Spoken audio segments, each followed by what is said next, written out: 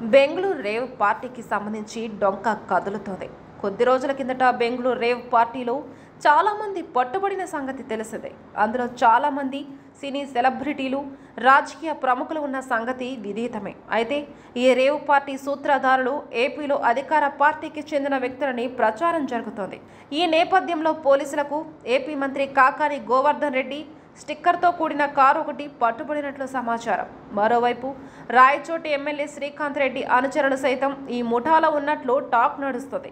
కొద్ది రోజుల కిందట బెంగళూరులో ఓ రిసార్ట్లో రేవ్ పార్టీ జరుగుతున్నట్లు పోలీసులకు సమాచారం అందింది. మొత్తం 86 మంది పట్టుబడ్డారు.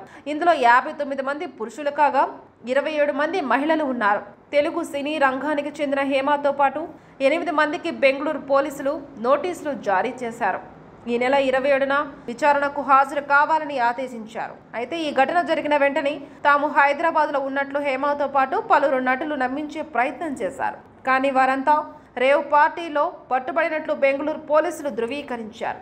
కాగా ఈ రేవ్ పార్టీకి సంబంధించిన సూత్రధారులు, పాత్రధారులు ఏపీలో అధికార వైసీపీకి చెందిన వారని పెద్ద ఎత్తున ప్రచారం జరుగుతోంది. ఈ పార్టీ నిర్వాహకుడిగా వాసు ఉండగా హైదరాబాద్కు చెందిన పూర్ణారెడ్డి అనే వ్యక్తి పేరు బయటపడింది. వీరు ఏపీకి చెందిన మంత్రి కాకాని గోవర్ధన్ రెడ్డి, వైసీపీ శ్రీకాంత్ రెడ్డి అనుచరులని టాక్ నడుస్తుంది. అయితే ఇప్పటికే రేవ్ పార్టీకి సంబంధించిన నిర్వాహకులు మీ పార్టీ వారంటే మీ పార్టీ వారేనని ఆరోపణలు చేసుకుంటున్న నేపథ్యంలో మంత్రి గోవర్ధన్ రెడ్డి స్టిక్కర్తో కూడిన కారు పోలీసులు స్వాధీనపరుచుకోవడం సంచలనం రేకెత్తిస్తోంది. ఇదో రాజకీయ అంశంగా మారిపోయే అవకాశాలు స్పష్టంగా కనిపిస్తున్నాయి.